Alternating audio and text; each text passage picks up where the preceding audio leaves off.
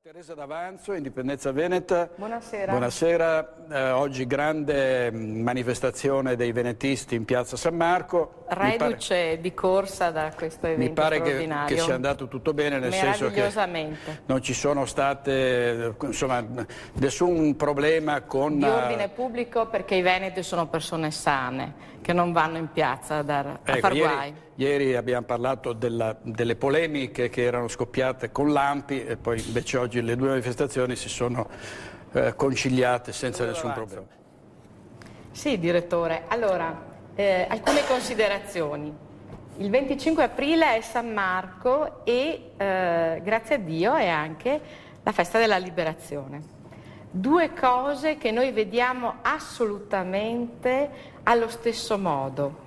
E io penso che i partigiani ci abbiano insegnato molto su quello che dobbiamo fare, cioè nella loro divisione di immagine fra di loro, di idee, di un ideale unico che era liberarsi e portare avanti i diritti fondamentali dell'uomo, che sono i diritti di libertà. Quale messaggio più importante e più grande di questo si può dare a un popolo? Non esiste un messaggio migliore di questo. D'altra parte, 25 aprile per i veneti è San Marco. Forse qualcuno direbbe: questo non è un caso, è un disegno. Abbiamo approfondito il tema di fronte al nostro essere allibiti dei discorsi fatti, di questa pseudo contrapposizione che ci ha lasciato stupefatti per due feste che vanno insieme. Allora dirò una cosa, che a Padova uno dei primi firmatari della richiesta di autodeterminazione è Manolli, che è stato un partigiano. È stato un partigiano il quale il figlio ci racconta, appunto, soci tutti e due, eccetera, ci racconta, ha firmato per l'autodeterminazione dei veneti perché il gaditto mi non ho mica combattuto per arrivare a sto punto qua, e a me terra, e a me famiglia, e a me gente vale molto, ho combattuto perché fosse libera. Allora, sulla scorta degli insegnamenti proprio, c'è una riflessione da fare, che è una riflessione di carattere giuridico e culturale molto forte. Da un punto di vista giuridico si assimila proprio nel linguaggio l'autodeterminazione con la resistenza, piaccia o non piaccia, da un punto di vista giuridico questo è. La resistenza dei partigiani è stata un'autodeterminazione interna. È stata l'autodeterminazione di persone che hanno difeso il loro diritto di libertà, mentre l'autodeterminazione del popolo veneto è un'autodeterminazione esterna. È il completamento, ha le radici naturalmente nella libertà che ci è stata data, per una libertà ancora più grande e ancora più forte. Allora, diciamo che non esiste una contrapposizione, esiste da parte nostra un voler bene ai partigiani, ovviamente, che oggi si sono riconciliati pubblicamente in piazza San Marco durante una piccola, breve, veloce cerimonia di saluto sotto la statua, sotto la colonna di San Marco. Insieme, quindi, tutti quanti pensiamo al bene della nostra gente. Non vuol dire che non esista qualcuno che preferisce rimanere italiano. Esistono invece degli indipendentisti che chiedono di poter scegliere, di poter essere liberi di scegliere, di poter vedere se questo Stato, questa nazione che siamo noi veneti senza Stato, può ritornare ad essere uno Stato. Ognuno poi seguirà la propria strada nel rispetto reciproco, ma nel completamento anche di quello che è stato il lavoro dei partigiani. Sono molto sorpresa da queste considerazioni. Noi abbiamo analizzato attentamente i dati di Unioncamere che ci sono stati forniti. Come si fa a dire che si deve andare in Europa a dire questo?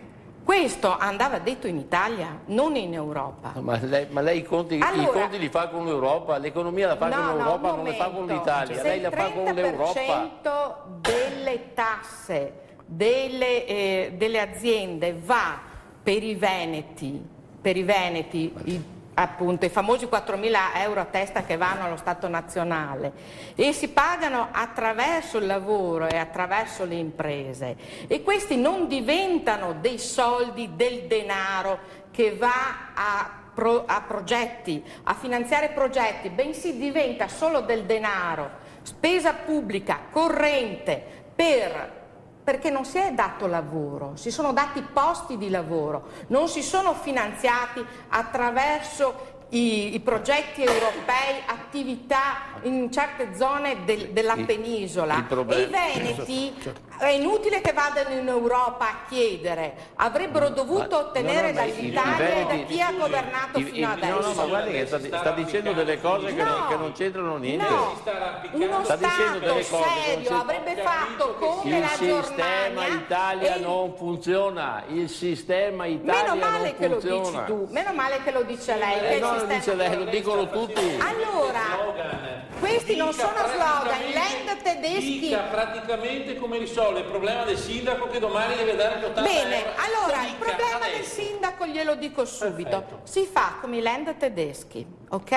I Länder tedeschi signora, mi lascia finire oppure Quando? I Länder tedeschi controllano i Länder più ricchi, come vengono spesi i soldi nei Länder meno ricchi.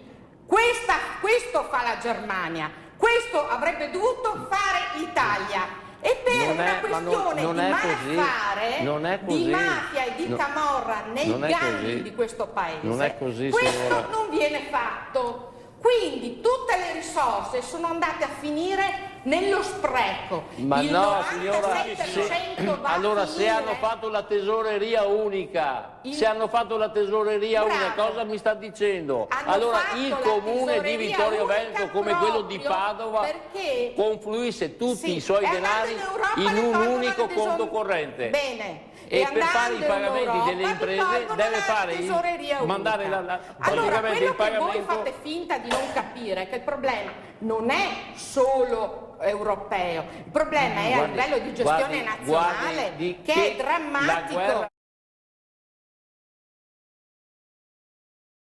Rispondendo l'SMS, ricordiamo cosa diceva. Allora l'SMS dice: ma quando siamo un Veneto indipendente, a me chi la pensione la paga?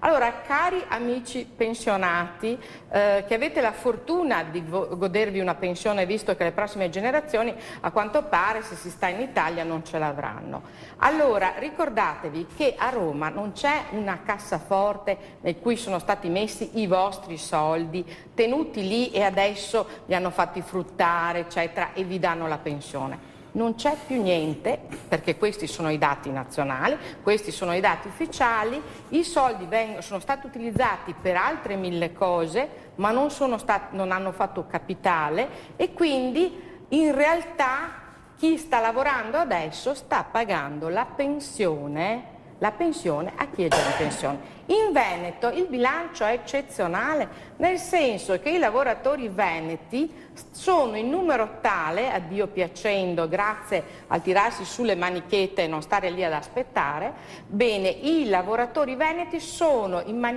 numero adeguato per pagare la pensione ai cittadini veneti. Esattamente questo avviene adesso. In un Veneto indipendente cosa succederà? La stessa cosa, con una differenza sostanziale, che noi pagheremo tante meno tasse, pagando molte meno tasse, va bene, rimanendo in una tassazione che è quella tedesca, che è quella svizzera, la migliore possibile, ci saranno più soldi e le pensioni potranno crescere finalmente, adeguarsi, perché finché adesso non sta crescendo il PIL, non ci saranno gli adeguamenti pensionistici. Vuol dire che fra 10 anni la gente svenderà le case e si venderà tutto l'oro che ha per vivere, perché crescono le utenze, vi fanno pagare le tasse attraverso le utenze, naturalmente poi ci stiamo impoverendo e diventeremo sempre più poveri. Bene, risposta...